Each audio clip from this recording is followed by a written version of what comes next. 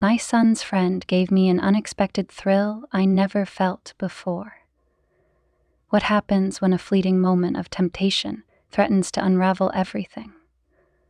One spark, one touch, and the delicate balance of my family was forever changed. Will this secret stay hidden, or will it destroy the life I thought I wanted? Stick around, subscribe for more captivating stories, and let me know where you're watching from in the comments below. My son's friend gave me an unexpected thrill I never felt before. The thought looped through my mind like a dangerous mantra as I leaned against the kitchen counter, the empty house suddenly feeling too quiet. My son had just stepped out to grab snacks for their movie night, leaving me alone with Adam. It wasn't supposed to feel like this, but there was no denying the spark ignited between us, even if it was just a fleeting, forbidden fantasy. It started so innocently. He stood by the fridge, his tall, athletic frame filling the small space as he reached for a soda. His eyes, dark and intense, met mine with a glimmer of mischief that made my stomach flutter. "You know, Mrs. T, you don't look old enough to be a mom," he said, his voice warm, casual, but carrying an undertone that felt charged with something more. I laughed nervously, waving it off as a harmless compliment. "That's kind of you, Adam, but I'm sure you're just being polite." Yet the way his gaze lingered on me as he sipped his drink told me otherwise. The air between us felt thick as I busied myself wiping the already spotless counter. He moved closer, leaning casually against the island, his presence magnetic. "I'm serious," he continued, his tone low. "You've got this. Glow about you. I'm surprised Mr. T lets you out of his sight." His words, playful yet bold, sent a jolt through me. I felt my cheeks flush, and I avoided his gaze, focusing instead on the clock. My husband didn't even notice when I left the room most days, let alone compliment me like that. It was flattering, intoxicating even, but it was also wrong, very wrong. "That's sweet, Adam," I said, forcing lightness into my voice as I stepped back, creating space that felt essential to regaining control. "But you shouldn't say things like that." He grinned, unbothered by my attempt to deflect. "Just calling it like I see it." Before I could respond, the front door slammed shut, and my son's voice called out, "Mom! Adam! I got the snacks." The tension snapped, and I exhaled, realizing I'd been holding my breath. Adam stepped away, his smirk replaced with an innocent expression as he helped unpack the grocery bags. I watched them both, trying to shake the lingering thrill coursing through me. As I stood there, smiling at my son and pretending everything was perfectly normal, my mind raced. I knew I should shut this down, draw a firm line, and protect the fragile boundaries of my family. But deep down, something dangerous and thrilling whispered that maybe, just maybe, I didn't want to.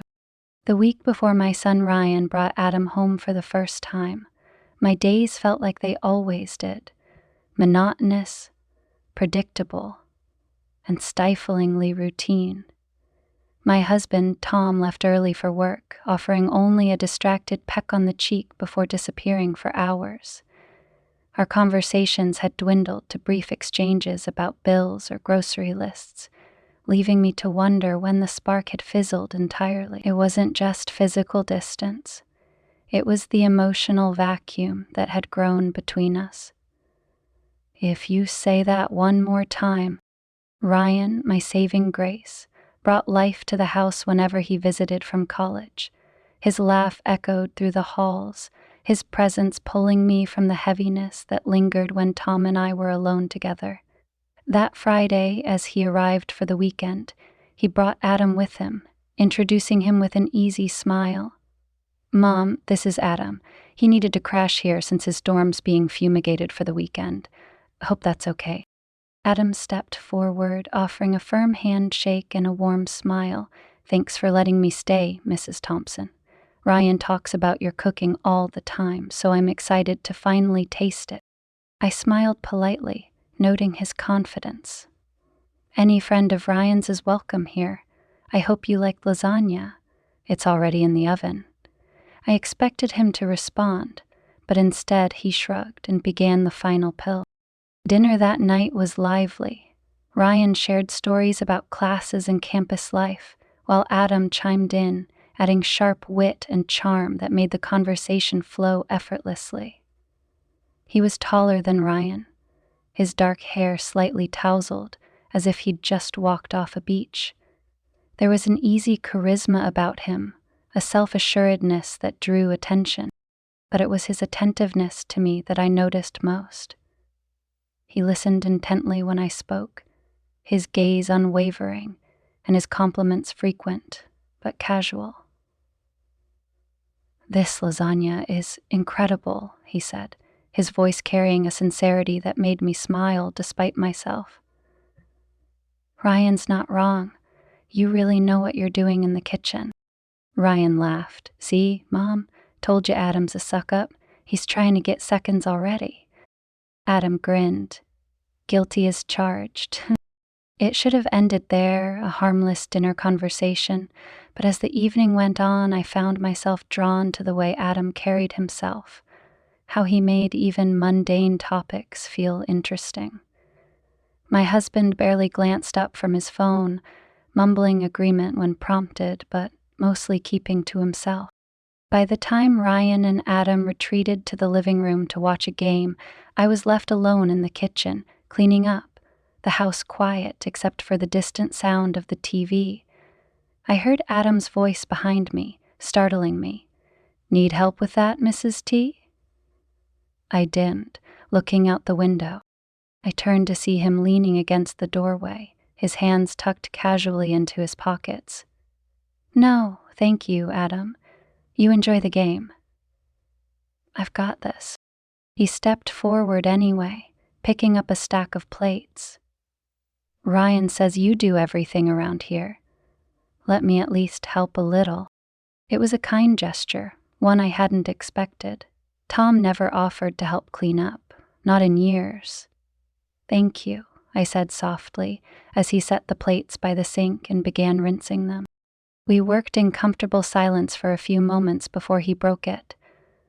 "Ryan's lucky to have a mom like you," he said, his tone earnest. "You really care about him, and it shows." "Nothing." His words caught me off guard. I glanced at him, seeing no trace of insincerity. "Thank you, Adam. That's kind of you to say." "It's just the truth," he replied, his smile easy, but his gaze lingering on mine a beat too long. I quickly turned back to the dishes, my heart unexpectedly racing. It was ridiculous, I told myself. He was just being polite, nothing more. But later that night, as I lay in bed, I replayed the moment in my head, wondering why his words had struck such a chord. Maybe it was because Tom rarely acknowledged anything I did anymore. Or maybe it was because, for the first time in years, I felt seen. The next morning, I tried to dismiss the encounter as a fleeting thought. Adam was a guest, nothing more. Yet as the day went on, I couldn't ignore the little things. How his eyes seemed to find mine during breakfast, or how he complimented my coffee-making skills with a grin that felt more personal than casual. When Ryan left to run errands that afternoon, leaving Adam and me alone in the house, I busied myself in the garden, hoping to distract from the strange flutter of nerves that had settled in my chest. I was weeding near the fence when I heard the back door creak open. "Mrs. T?" Adam's voice carried over the soft rustle of leaves. "Ryan said you're the gardener in the family. Mind if I help?" I glanced up to see him walking toward me, his hands stuffed into his hoodie pockets. He looked at ease, his casual demeanor making it impossible to refuse. "Sure," I said, handing him a spare pair of gloves. "But I warn you, it's not glamorous work." "I don't mind getting my hands dirty," he replied, crouching beside me and flashing a grin. We worked side by side, the sun warming the quiet between us. Every so often, our hands would brush as we reached for weeds or tools, each touch sending a jolt through me that I tried to ignore. Something moved in the grass. "Gardening's therapeutic," he said after a while, breaking the silence. "I can see why you like it. It's peaceful out here." I nodded, wiping sweat from my brow. "It's one of the few things I can do without being interrupted." He glanced at me, his expression thoughtful. "You deserve more than interruptions. You deserve someone who appreciates all this." He paused, siding. His words hung in the air, heavy with meaning. I swallowed hard, unsure how to respond. "That's kind of you to say," I finally managed, my voice barely above a whisper. The sound of the front door opening broke the moment. Ryan called out, his voice cheerful. "Mom? Adam, where'd you go?" Adam stood, brushing the dirt off his jeans. "Yes, our break's over," he said with a smile, his tone light but his eyes lingering on mine for a moment longer than they should have. As we walked back to the house, I couldn't shake the feeling that something had shifted, subtle but undeniable. The next week passed in a strange haze. I tried to focus on the usual routine of work, errands, and household chores, but my mind kept drifting back to Adam. It was absurd. I barely knew him, and yet his presence lingered like the scent of his cologne after he left a room. I told myself it was just the thrill of feeling noticed again, a momentary lapse of judgment. But when Ryan asked if Adam could stay over again the following weekend, my stomach fluttered in a way I hadn't felt in years. When they arrived, Adam greeted me with the same easy charm. "Mrs. T, it's good to see you again. I was hoping Ryan would invite me back." "Don't be ridiculous, Adam. You're always welcome here," I replied, keeping my tone neutral. But the way his eyes held mine for a beat longer than necessary sent a jolt of electricity through me. That evening, after dinner, Ryan announced he was heading out to catch up with some old friends. "We won't be back too late," he said casually, grabbing his keys. Adam stayed behind, offering a polite excuse about catching up on some reading for class. I busied myself cleaning up the kitchen, determined to keep my thoughts and my heart in check. But as I wiped down the counter, I sensed him behind me before he spoke. "Need help again, Mrs. T." His voice was low, almost teasing. I turned, forcing a smile. "No need, Adam. You're a guest. Go relax." Instead of leaving, he leaned against the doorway, his arms crossed and his gaze steady. "I think I like helping you better. It's quieter without Ryan here. More peaceful." His words hung in the air, heavy with implication. My heart raced, but I tried to keep my composure. "Adam, you're very charming, but..." He cut me off with a small, disarming smile. "I'm not trying to be charming. I just think you deserve to hear it. You're remarkable." Felix's voice trembled. Remarkable, I mean." The intensity in his voice caught me off guard, and for a moment I couldn't look away. I felt the familiar warmth rising in my chest, a dangerous pull I knew I shouldn't entertain. "Adam," I started, my voice wavering. "I don't think this is appropriate." "Why not?" he asked, his tone soft but insistent. He stepped closer, and I could feel the heat radiating from him. "You can't tell me you don't feel it too."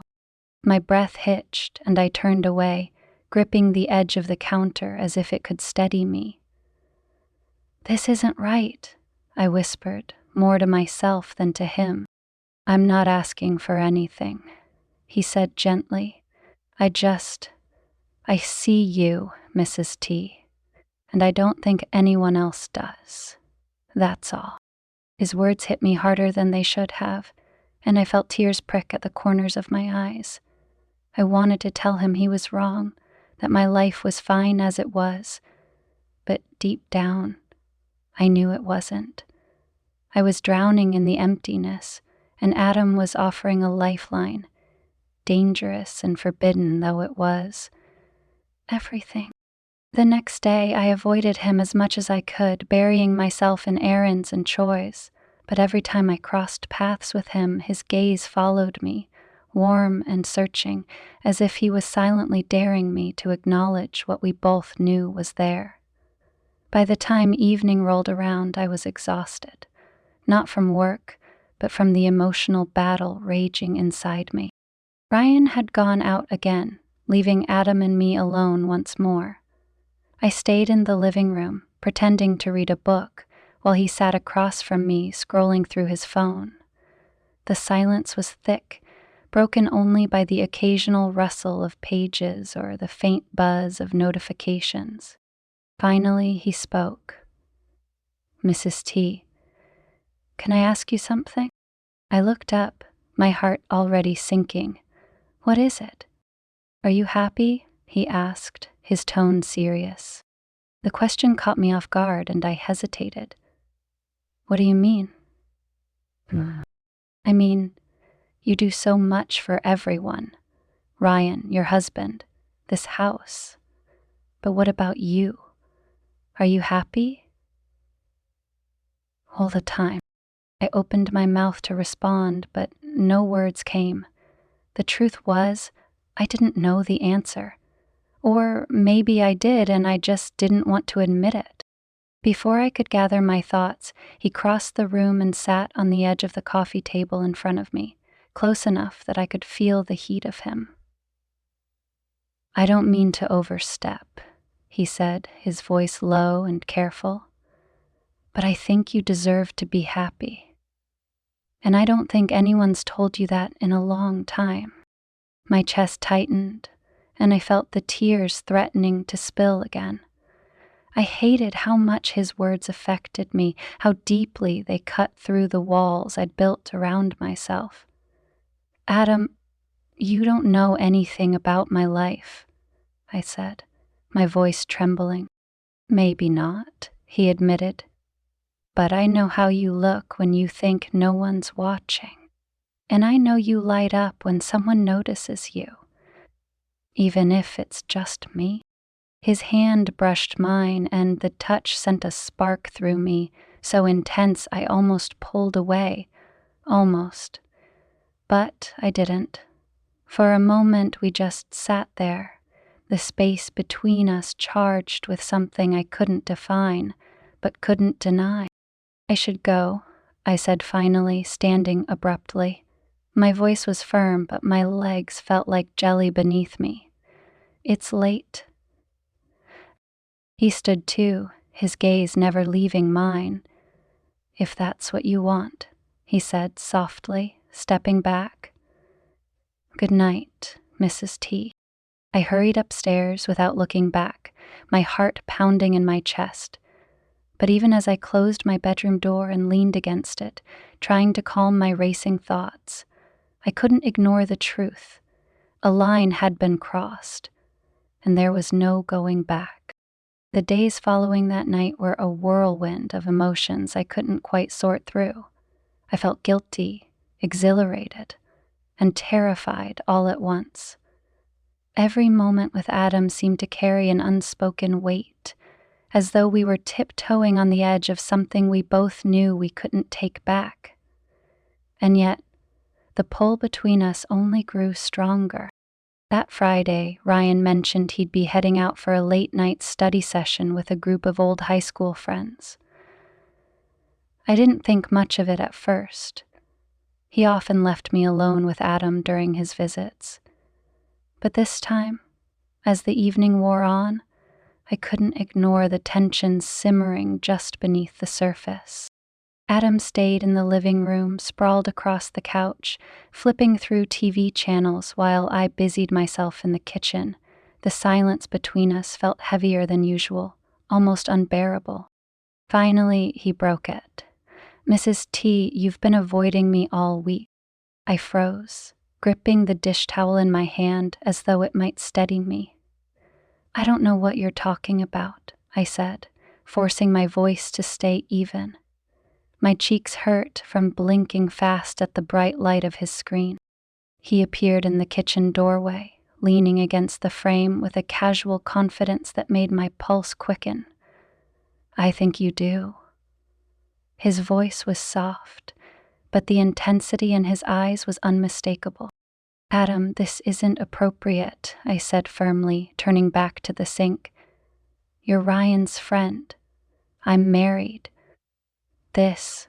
Whatever this is, it needs to stop." "Then why haven't you stopped it?" he asked, his tone challenging. I turned to face him, my heart pounding in my chest. Because it's wrong." "Is it?" He stepped closer, his eyes never leaving mine. "Or is it just easier to call it wrong than admit you're not happy?" I opened my mouth to respond, but the words caught in my throat. He was too close now, his presence overwhelming. I could feel the heat radiating off him, the scent of his cologne mingling with the faint trace of detergent from his clothes. "Adam," I started, my voice barely a whisper. "This has to stop." But then his hand brushed mine, tentative yet deliberate, and everything inside me unraveled. I didn't pull away this time. Instead, I let my hand linger in his, the warmth of his touch igniting something in me I hadn't felt in years. "It doesn't have to," he murmured, his voice low and steady. Before I could second-guess myself, his lips were on mine, soft and tentative at first, but growing more insistent as I leaned into him.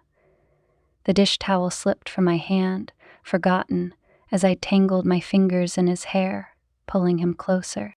For the first time in what felt like forever, I felt alive. For just an instant, I felt safe, like a sleeping child. We spent the rest of the night tangled in each other, every touch and whispered word a desperate attempt to fill the voids we'd both been carrying.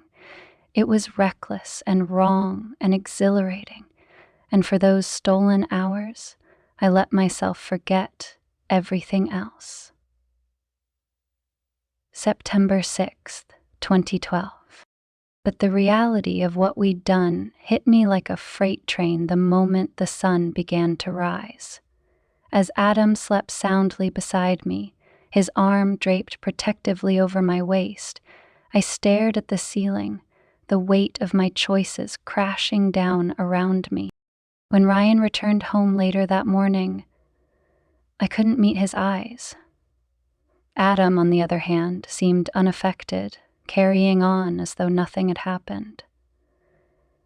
I envied his ability to compartmentalize, but I knew I couldn't do the same. The guilt was suffocating. For the next few weeks, I tried to put distance between us. I busied myself with errands, avoided being alone with him, and threw myself into repairing the fractured pieces of my marriage. I even made an effort to reconnect with Tom, suggesting we spend more time together. But every attempt felt hollow, like trying to patch a sinking ship with tape. Adam, however, wasn't so easily deterred. He found excuses to linger in the kitchen while I cooked, brushing his hand against mine as he passed me utensils. He cornered me in quiet moments, his voice low and filled with promise.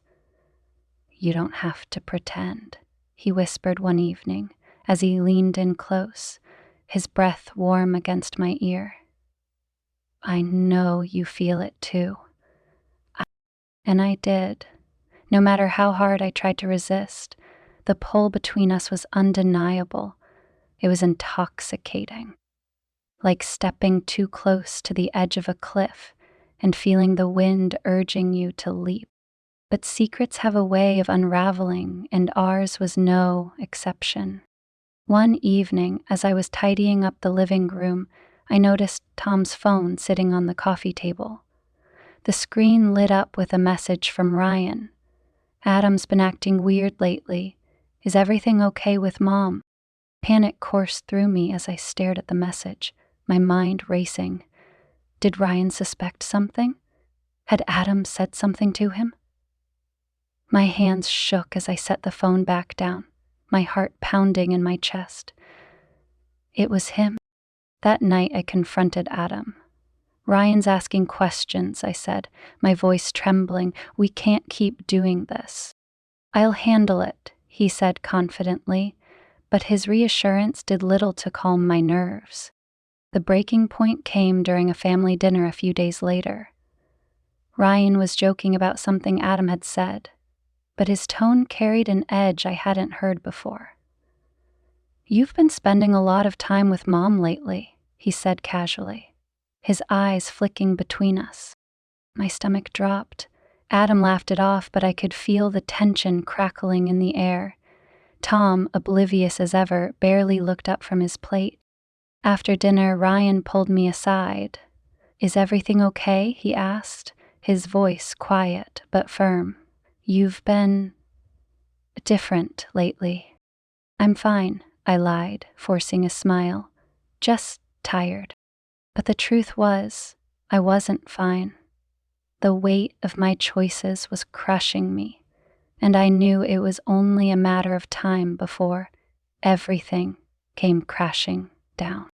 The end came quicker than I anticipated. Tom found a message on my phone, one I'd forgotten to delete. It was from Adam, a simple "I miss you" that carried more weight than I could explain away. The confrontation that followed was explosive. Tom shouted, Ryan stared at me in stunned silence, and I felt every ounce of my carefully constructed facade crumble around me. As things did, Tom started crying. Adam left that night, his charm and confidence replaced by a quiet sadness I hadn't seen before. And as I sat alone in the empty house, the reality of my actions settled over me like a heavy fog. Months later, I still replay those moments in my mind, wondering where it all went wrong, or if it had gone wrong from the very beginning. Tom and I are working through the aftermath, though the road ahead is rocky at best. Ryan hasn't spoken to me in weeks, his disappointment cutting deeper than any words ever could. For I feel broken in ways I can't even begin to measure. As for Adam, I haven't seen him since that night. Sometimes I wonder if he thinks of me, if he regrets what happened, or if he simply moved on, leaving me to grapple with the pieces of a life I shattered. In the end, I'm left with a single question. Was it worth it? And though I'll never know the answer, the memory of that fleeting, forbidden thrill will linger with me always, a bittersweet reminder of the woman I once was and the choices that changed everything. In the stillness of the aftermath, the house felt unbearably quiet. The echoes of Tom's angry words and Ryan's stunned silence lingered in the air like a haunting refrain. I sat alone at the kitchen table, staring at the faint coffee ring on its surface, a relic of mornings that now felt like a lifetime ago. Tom had taken some of his things and left to stay with a friend for the time being. Ryan avoided me entirely, only texting sporadically to let me know he was okay, but making it clear he didn't want to see me. And Adam? He was gone, leaving nothing but a void where his magnetic presence had been. I knew this was for the best, yet I couldn't stop replaying the moments we'd shared, the way he'd made me feel alive in a way I hadn't in years. But what had it all cost? everything. The weight of my choices bore down on me, suffocating and relentless. I tried to rationalize it, telling myself it was just a moment of weakness, a desperate attempt to reclaim a part of myself I thought I'd lost. Yet the reality was unavoidable. I had betrayed my family, and the consequences were written in the empty chairs around the dining table. As days turned into weeks, the silence became my companion. I began to confront the truths I had been running from, not just about my actions, but about the life I had been living before Adam. The cracks in my marriage hadn't started with him. They had been there for years, growing wider with every missed moment and unspoken word. I had sought connection in the wrong place with the wrong person, and now I was left to face the wreckage alone. One evening, I caught a glimpse of my reflection in the darkened window. I didn't recognize the woman staring back at me, haunted, older, yet strangely resolute. The thrill that had consumed me was gone, replaced by a quiet determination to rebuild, even if I wasn't sure how. As I stood there, a single thought anchored me. I couldn't change the past, but I could choose what came next. And while the road ahead felt uncertain and lonely, it was mine to walk.